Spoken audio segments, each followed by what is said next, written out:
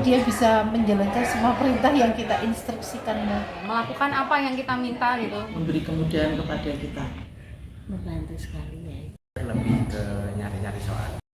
Membantu kita mempermudah pekerjaan. Pernah Pak, baru saja. Sering. Sering. Ya jelas pernah. Sering. Terakhir kemarin kayaknya. Contoh-contoh ide kegiatan. Buat tugas kayaknya Pak, cari referensi sumber informasi, membantu meringkas di modul untuk membuat assessment. Kayaknya belum pernah Pak. Sampai sejauh ini belum. Sepertinya sih selama ini belum pernah. Fungsinya hanya sebagai additional atau alat yang bisa digunakan untuk membantu mereka. Halo Bapak Ibu Guru yang hebat. Baru kemarin ya rasanya kita dipaksa untuk mendigitalisasikan segala sesuatunya. Dan belum habis rasanya kita dengan digitalisasi kita sudah dihadapkan dengan era baru yaitu kecerdasan buatan. Ya, kecerdasan buatan atau artificial intelligence. Tidak asing bukan? Pertanyaannya adalah sejauh mana AI atau artificial intelligence ini berdampak pada kehidupan kita dan sejauh mana juga kita dapat memanfaatkan kecerdasan buatan dalam pembelajaran. Bapak Ibu Guru hebat, saya Agung Fitriantoro, mengajar di SMA Negeri 3 Salatiga. Inilah praktik baik saya, integrasi Julius AI dalam pembelajaran STEM untuk meningkatkan computational thinking murid SMA Negeri 3 Salatiga. Bapak Ibu Guru hebat, banyak murid yang pandai menghitung dan menggunakan rumus, bahkan dengan cara cepat, namun kesulitan dalam memahami makna dari apa yang dihitungnya. Hasil rapor pendidikan SMA Negeri 3 Salatiga tahun 2023 menunjukkan skor 60 untuk kemampuan bernalar kritis dan kreativitas.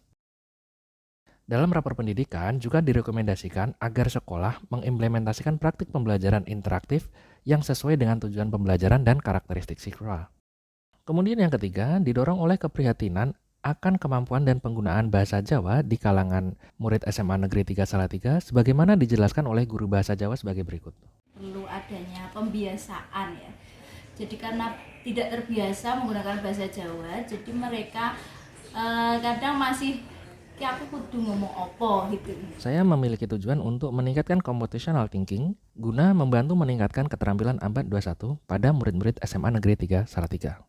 Adapun praktik pembelajaran yang saya lakukan adalah melalui tahap-tahap sebagai berikut. Saya mengambil topik pembelajaran analisis data bivariat, di mana pembelajaran didesain menggunakan project-based learning berbasis STEM dengan bantuan Julius AI, di mana tujuan pembelajarannya adalah sebagai berikut. Untuk langkah-langkah pembelajaran, disesuaikan dengan sintak dari project-based learning. Guna mematangkan rencana pembelajaran yang akan dilaksanakan, saya melakukan koordinasi dengan sesama guru matematika di kelas 11. Bisa melihat polanya, terus tinggal kita kasih perintah. Dilanjutkan dengan mempersiapkan bahan ajar, lembar kerja, hingga penilaian.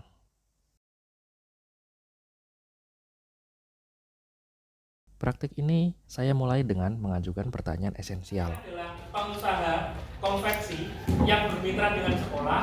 Apa yang kalian lakukan untuk membuat ukuran seragamnya? Pertanyaan yang diajukan sekaligus menjadi tantangan bagi murid. Secara umum, masalah dapat terpecahkan melalui proses pengumpulan data, analisis data, pengambilan keputusan, hingga diakhiri dengan pembuatan produk yang sesuai. Ini sebagai proyek kalian. Nah, untuk menjawab tantangan tersebut, langkah pertama yang perlu dilakukan adalah membuat perencanaan.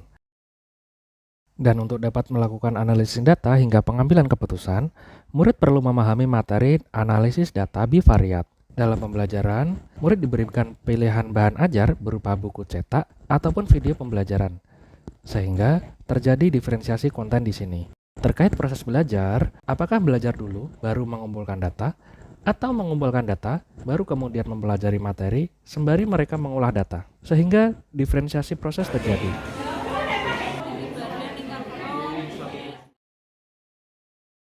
Setelah data terkumpul, dilakukan pengolahan data menggunakan Julius AI. Sedangkan tugas murid di sini adalah untuk menginterpretasikan dan mengambil kesimpulan berdasarkan hasil analisis oleh Julius AI.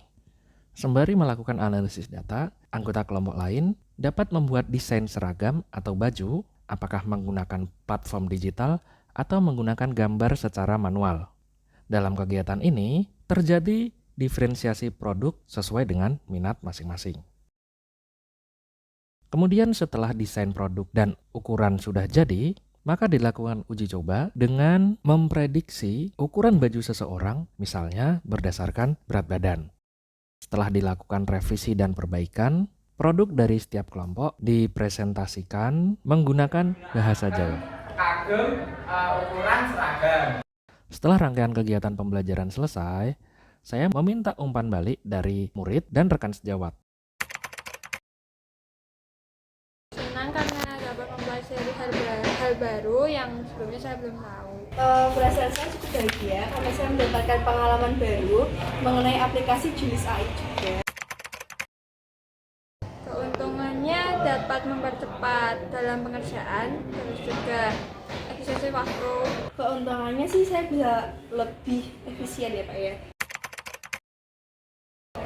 Untuk ketelitian dan kecermatan dalam memasukkan data-data yang ada. Menurut saya penggunaan teknologi dan kolaborasi dengan mapel lain akan memanfaatkan dari materi yang diberikan kemarin itu lebih banyak untuk efisien waktu sehingga kami bisa untuk mencoba mengadopsikan di dalam pembelajaran. Sepertinya saya tertarik untuk menggunakan teknologi AI dalam pembelajaran di kelas saya. Penggunaan teknologi kecerdasan buatan. Demikian praktik baik dari saya. Semoga menginspirasi. Terima kasih.